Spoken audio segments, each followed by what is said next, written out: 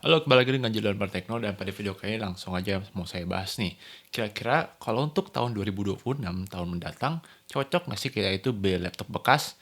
Karena begini, kalau dari channel saya nih, kadang-kadang ada aja yang nanya, Bang, kalau laptop yang ini masih bagus nggak? Yang ini tuh maksudnya adalah dia tuh mengacu kepada salah satu video lama saya. Karena kalau kita biasanya itu melihat video-video lama, mungkin tuh di video-video tersebut kelihatannya, oh barang itu bagus, atau reviewnya tuh kedengarannya positif banget.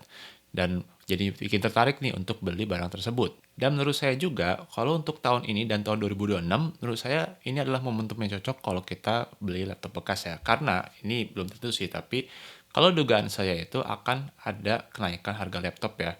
Ini dikarenakan karena soal harga RAM ya. Jadi untuk sekarang sih yang paling banyak terpengaruh adalah RAM untuk desktop ya. Karena RAM untuk desktop itu banyak banget dibeli oleh perusahaan-perusahaan yang bergerak dalam bidang AI. Dan ini bikin harga RAM untuk desktop itu sekarang naik bahkan sampai 5 kali lipat. Kita nggak tahu nih apakah ini akan mempengaruhi harga-harga HP dan laptop di tahun-tahun mendatang. Jadi ya nggak ada salahnya kita antisipasi beli laptop bekas. Tapi sebelum Anda memutuskan untuk beli laptop bekas, menurut saya itu cukup penting untuk memahami kira-kira laptop bekas mana yang cocok untuk Anda beli ya. Karena nggak semua laptop bekas itu sama. Nggak cuma dari segi kondisi, tapi dari juga spesifikasi. Oke, nggak usah panjang-panjang lagi. Sekarang saya kasih aja 5 tips supaya Anda itu memilih laptop bekas yang tepat untuk kebutuhan Anda. Jadi yang pertama ini paling jelas adalah lihat dulu kondisi ya. Jadi nggak bisa nih kita tanya ke siapapun, ke channel manapun, individu manapun, Bang, kalau laptop bekas yang model seperti ini, oke nggak sih? Nah, kalau orang yang benar-benar berpikir itu pasti jawabannya tergantung ya. Terutama tergantung kepada kondisi laptop tersebut ya. Jadi nggak bisa juga kita samakan kalau, oh ya ini pasti worth it ya. Tapi begitu kita lihat langsung barangnya, nyata layar mati, atau ada yang pecah, atau mungkin keyboardnya nggak berfungsi, dan sebagainya. Jadi pastikan kalau beli laptop bekas itu, kalau bisa, sebisa mungkin itu adalah kita melakukan hands on ya, jadi pegang langsung barangnya daripada kita menyesal karena kita itu nggak tahu lengkap kondisi laptop tersebut. Dan belum tentu salah seller ya, bisa jadi adalah salah Anda karena Anda itu nanyanya kurang lengkap. Ya ini mungkin bisa jadi salah seller juga sih karena dia itu nggak disclose secara lengkap, tapi ya kita sebagai calon pembeli harusnya juga kita bisa lebih jeli. Apa aja sih kira-kira yang perlu diperhatikan di laptop bekas? Kalau menurut saya sih yang paling penting adalah dari segi hardware-nya ya. Jadi engselnya itu masih oke atau enggak.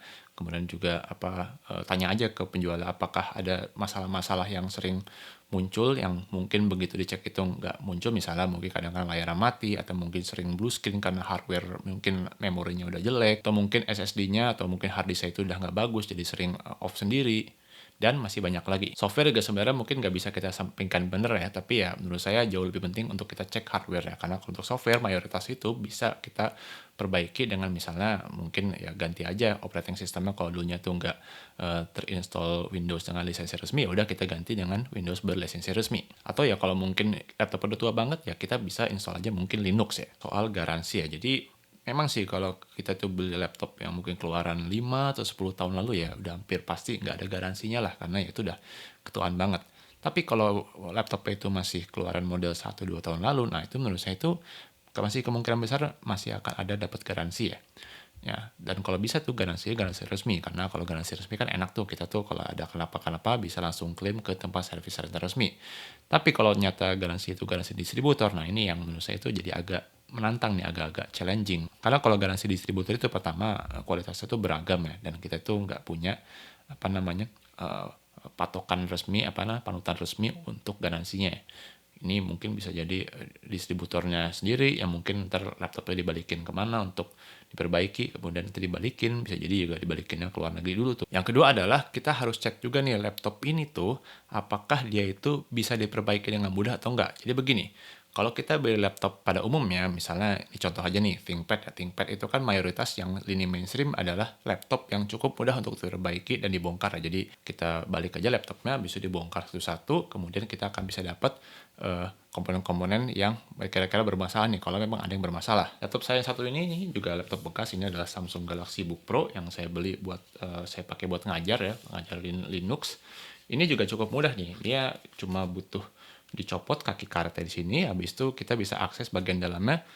Hanya saja memang yang bisa diakses itu lebih terbatas. Jadi kalau mungkin ThinkPad itu bisa diganti RAM-nya, kemudian juga mungkin baterainya, kemudian juga SSD-nya. Nah, kalau Samsung yang satu ini dia bisa diganti cuma baterai dan SSD-nya aja, tapi kita nggak bisa ganti RAM-nya karena RAM-nya itu sudah onboard. Kalau MacBook menurut saya juga cukup oke ya, karena MacBook itu meskipun mungkin perbaikannya bisa jadi agak mahal karena mungkin butuh orang yang ngerti MacBook, tapi sebagian besar komponen itu masih bisa diperbaiki. Hanya saja ya tadi itu, komponen perbaikannya itu bisa jadi cukup mahal ya. Karena ya dia tuh biasanya nggak pakai parts-part yang standar. Tapi ya minimal masih bisa dibongkar lah. Kalau ada apa-apa, asal kita punya duit cukup, bisa MacBook itu diperbaiki. Lain ceritanya kalau kita tuh misalnya beli laptop Microsoft Surface ya. Jadi Microsoft Surface yang Surface laptop ya, misalnya Surface laptop dari 1 sampai 3 atau 4 gitu kalau nggak salah, dia itu adalah laptop yang sangat susah untuk diperbaiki ya, karena antara keyboard dan bagian bawahnya itu dia dilem, dan begitu dibongkar itu wah udah hancur berlebur lah pokoknya. Bahkan iFixit aja tuh ngasih skor untuk Microsoft Surface laptop yang model-model lama itu rendah sekali skornya. Yang untuk yang model-model agak baruan kayak Microsoft Surface laptop yang berapa ya, 5 ya kalau nggak salah, dia itu SSD-nya mulai bisa diganti, kemudian juga udah nggak pakai lem lagi, jadi udah mendingan lah. Surface Pro juga mayoritas begitu ya, jadi dia itu nggak mudah untuk dibongkar. Jadi ya menurut saya, kalaupun Anda beli laptop model Surface ya, menurut saya itu hindari yang model-model lama ya, karena ini kalau ada masalah itu, wah itu berapi banget lah, masalahnya bisa panjang. Udah gitu perbaikannya mungkin bisa nggak cuma mahal tapi juga lama, karena mungkin harus dibawa ke luar negeri. Yang ketiga itu adalah, menurut saya kita perlu perhatikan spesifikasi ya. Jadi spesifikasi seperti apa? Nah, kalau kita tuh beli laptop bekas tapi mungkin spesifikasi terlalu tua, misalnya mungkin untuk Intel itu generasi 8 atau ke-7 atau lebih tua lagi, belum tentu dia bisa dapat upgrade ke Windows yang lebih baru, mungkin Windows 12 kalau mungkin nanti ada ya.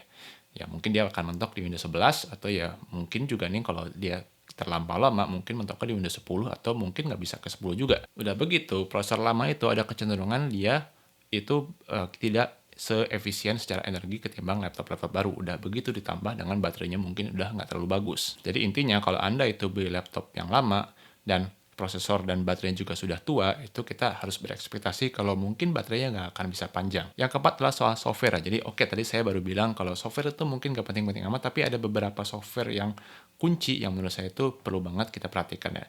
Ini bukan masalah kelengkapan ada Microsoft Office atau kelengkapan software lainnya. Menurut saya itu ya itu bagian yang nggak terlalu penting ya, karena selalu kita bisa install. Tapi yang menurut saya penting adalah kita lihat di Windows saya itu apakah itu masih ke bawah software yang mungkin security atau software korporat yang nggak tahu kayak apa gitu. Nah ini bisa jadi mungkin akan buat kita itu jadi susah install segala macam software ke depannya. Jadi kalau bisa nih, kalau memang kita itu mau beli laptop bekas, kalau saya pribadi saya lebih suka kalau laptopnya itu clean ya, jadi benar-benar habis di reset total ya. Jadi kalau kita terima laptopnya itu ya mungkin kalaupun ada yang sudah di custom sama pemilik sebelumnya, paling nggak cuma sekedar ini ya, bikin user login ya. Jadi yang penting pas kita lagi nyoba-nyoba itu, kita masih bisa mengoperasikan laptopnya. Jadi nggak pas kita datang itu kita harus next untuk setup Windows. Nggak, itu nggak terlalu banyak kerjaan di depan lah. Tapi menurut saya ini juga masih jauh lebih baik ketimbang kita tuh dapat Windows yang mungkin masih banyak software keinstall dan kita nggak tahu software apa itu. Akan jauh lebih baik kalau kita dapat laptop yang sudah di factory reset. Ini sebenarnya nggak berlaku cuma buat laptop, tapi buat semua gadget menurut saya. Semuanya harus di factory reset. Selain soal login, ada bahaya juga kalau kita tuh pakai Windows yang belum di factory reset, karena mungkin ada software keylogger lah yang mungkin untuk mencuri data gitu, atau mungkin dia tuh masih terkonek dengan perusahaan apa yang kita tuh nggak ada kepentingannya, dan sebagainya. Dan yang terakhir adalah soal harganya. Jadi ya kita tuh beli laptop bekas tentunya kita harus juga perhatikan harga ya.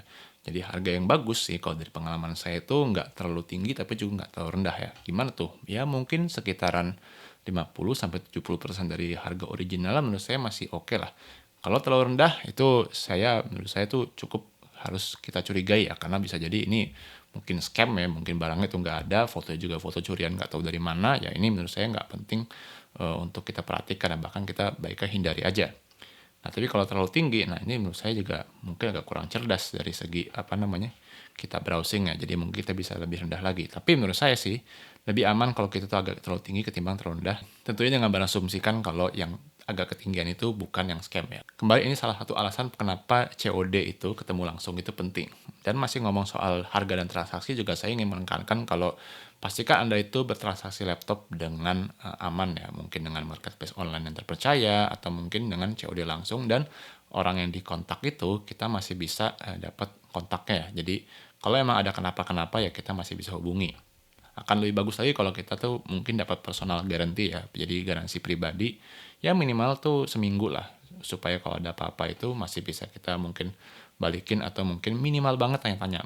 Menurut saya sih nggak semua orang pengen minta dibalikin ya, karena ya ini kan udah Anda cek kok dibalikin, tapi kalau nanya-nanya kan boleh dong. Oke, demikian aja video dari saya, Oke, demikian aja video singkat dari saya, mudah-mudahan bermanfaat.